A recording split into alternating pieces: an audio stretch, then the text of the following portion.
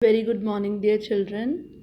Dear children, today we are going to start our chapter number 6 of history, and the name of the chapter is Towns, Traders, and Craft Persons. So, children, as the name suggests, in this chapter we are going to study about the towns, the traders, and the craft persons. So, children, we will start with towns first. Now, children, now when a traveler is visiting a town, take example of a medieval town. So, what that traveler is going to see? So, there were different type of towns. So, what kind of town it is, it all depends upon different things. It can be a temple town, it can be an administrative town. Temple town means there are only temples. Administrative center means some administration work is going on there. Commercial town means trade and all that is going on there. Or a port town, so town which is having port from where the sale purchase is going on. Fine. And these are some possibilities which I am giving you. Fine, children. Still, if there were some towns, if we talk about the past, the medieval time, so children, there were many towns which were having all functions together. Means they were the administrative centers also, they were the temple towns also, and moreover, they were the commercial centers for the commercial activities and craft persons. Craft production, all things together, fine, in one town. So these towns, they could be separated also, and even they were sometimes a particular town was having several functions, fine. If you just look at the map given below, here some important centers of trade and artisanal production are given. So you just take a look. Surat, Masolipatnam, and Hampi. They were very, very important. First, children, we are going to talk about the administrative towns. So, as the name suggests, administration. So, children, in chapter number 2, we have read about the Chola dynasty. So, we are just going to imagine that city of Thanjavur, which was the capital of Cholas. And we are talking about thousands of years back. Fine. So, now this Thanjavur, this was having a perennial river named Kaveri. Now, what is a perennial river, children? Perennial river is a river which flows throughout the year. Fine. Means they get the water from the Himalayas or any mountains, you can say. Fine. So they, how do they get water? They are getting water by the melting of uh, ice, you can say. But here you can say that that was a perennial river. The river was getting water throughout the year. So name of the river was Kaveri, and it was a very beautiful town. So once you enter the towns, you hear the bells of Raja Rajeshwara temple. So you have read about Raja Rajeshwara temple before also. It was built by King Raja Chola. Fine. Now the town people, they were praised, they were feeling very proud for the architect. And what was the name? Kanjara Mallam Raja Perunchitha Chalan. And they were very proudly carved his name on the temple walls because he built the temple. So they have carved out the name, and they were very proud of it, that he has made this beautiful temple. Fine. Inside is a massive shivling. So inside the temple was a very big shivling. Beside the temple, children, there were other places as well. Like you can take example of mandapa or the pavilion. You can say pavilion means the pathway. Fine. Now the king used to hold their courts in these mandapas, big halls you can say, and they used to issue their orders to their subordinates. They used to tell their subordinates this work is to be done. Fine. Now there were barracks of army also. Fine. You can say barracks. Barracks are a sort of rooms, long rooms. So there were long rooms of the army soldiers as well. Fine. The town is bustling with market selling grain. Now there were market also.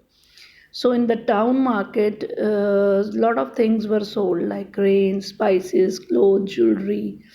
Water was supplied with the help of wells and tanks. The Salaya weavers, they were of Thanjavur and the nearby towns of Urayar. They were very busy people, and what were they producing? They were producing clothes for flags to be used in the temple festival. So there used to be a temple festival, and these people they were just busy making the cloth for that. Fine. They were making fine cotton for the kings and nobilities. Nobilities are the rich people. So for them, they were making a very fine cotton. And for the normal people, the masses, the common people, they were making a coarse cotton. Fine. Now, some distance away at Savai Mi Malai, the sthapatis or the sculptures are making exquisite bronze idols and tall ornamental bells, metal lamps. So, children, the we talked about the cotton people who were making cotton, and the next thing is the sthapatis. Now, sthapatis they were making the sculptures and the bell metal lamps. Fine. Now, temple town and pilgrimage centers. So first we have talked about administrative centers, and now we are talking about the temple towns and pilgrimage centers.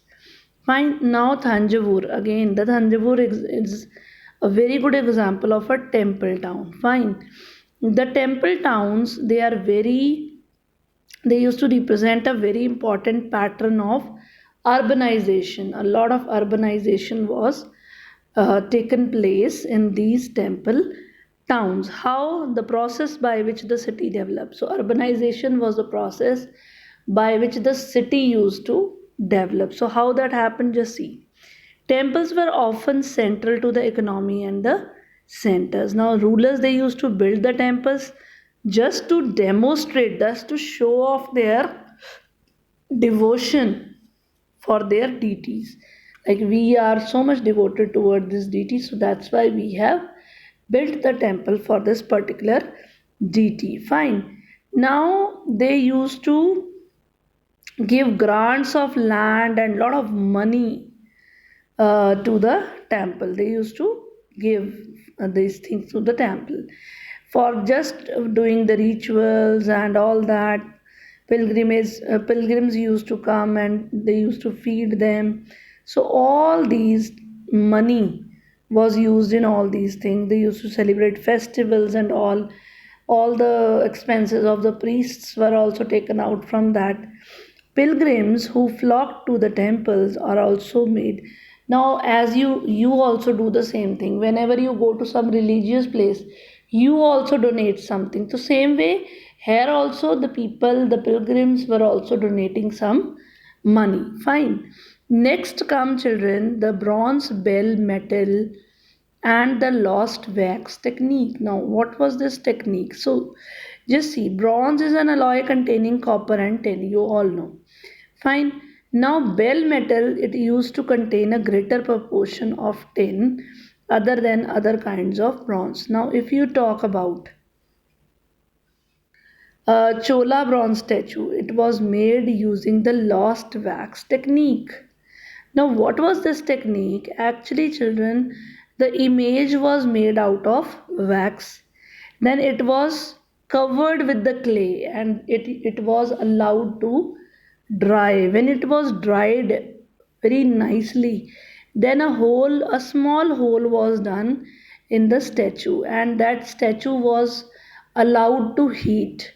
Now, because of the heat, that wax used to melt, and from that small tiny hole, that wax used to come out, and only the clay is there.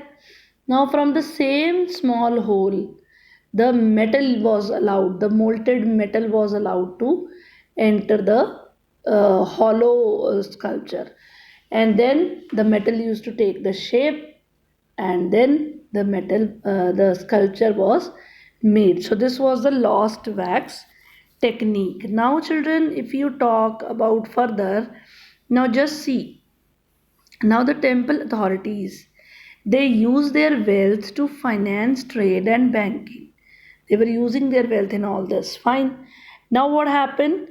A large number of priests, workers, artisans, traders, they all used to settle near the around the temple just to give their service, you can say. Fine, people used to require them, and they just started settling down around the temple. So thus in this way the towns emerged around the temples, like if you take example of this Bhila Swamin temple in Madhya Pradesh, or Somnath temple in Gujarat, and so many temples like Kanchipuram in Madurai, Tamil Nadu. Fine. So Tirupati in Andhra Pradesh. So all these temples were a very good example of temple towns, and how these temple town developed. Around the temple, the people used to settle down.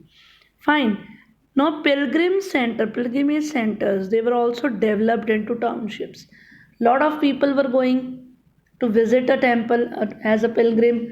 So a lot of things were required in the temple, like garlands, flowers, and all that. So people started settling down around the temple. So we have example of Vrindavan, we have example of Tiruvannamalai, then Ajmer, it was the capital of Chauhan kings in the 12th century, and then after that it became the Suba headquarter under the Mughals, and it provides an excellent example of religious coexistence. So if you talk about Khwaja Muinuddin Chishti, he was a very Sufi saint. He was a Sufi saint. Now he settled in Ajmer in the 12th century, and he attracted a lot of devotees, and they were from all creeds. Fine, they were not particularly from a particular religion or particular caste, they were from all creeds. Fine. Now near Ajmer there was a lake also named Pushkar, so it also attracted a lot of pilgrims, sorry. Fine. In the ancient towns. Now children, comes the last topic of this last topic of this towns.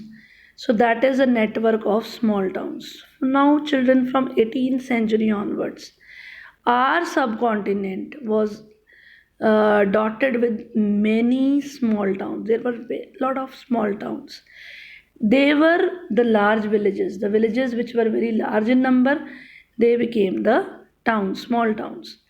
Now they used to have a mandapika, that is a mandi, fine, where villagers used to bring their produce and they used to sell. And they used to have market streets, like they were known as hata. You can see the picture down. Hatas were there, hats were there. Hat means lined with shops. Lot of shops were there in a line. So that was a hat. Now, apart from that, children, in the street there were different types of artisans, potters, oil pressers, sugar makers, toddy makers, smiths, stone masons, and so on. All people were doing their job, like all different type of work they were doing. Now some traders, they used to live in the same town. Rather, some traders were there which used to travel from town to town. Fine. Now many came from far and near, to those towns and buy local articles and sell the produce to the distant places.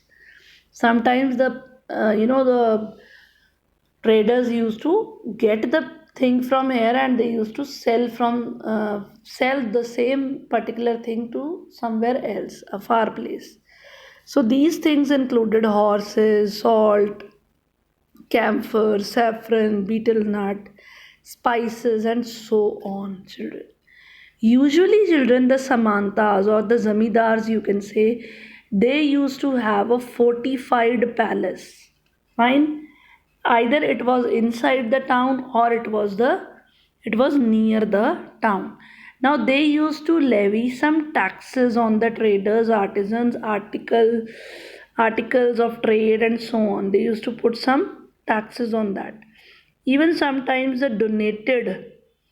donation they used to donate the right to collect taxes to the local temples also. The local temples used to collect the taxes. Fine. Now, which had been built by themselves or by rich merchants. So these temples were either built by these kings and all, or by the rich merchants. So these rights, whatever right these Samantas were used to give to the temples, they were recorded in inscriptions and they used to survive for long time. Fine, even till today. Now, one such inscription was from Rajasthan, and this inscription shows the tax which was collected by the temple authorities. So, there were different taxes on sugar and jaggery, dyes, thread, cotton, coconuts, salt, erica nuts, and so on. Fine. Even there were taxes on traders also, those who were selling the metals, and so on. Fine. So there were even they were collecting the tax in cash form as well. So this was all about today's topic, children, which was towns. So in the coming topic, we will talk about the traders. Thank you and have a nice day.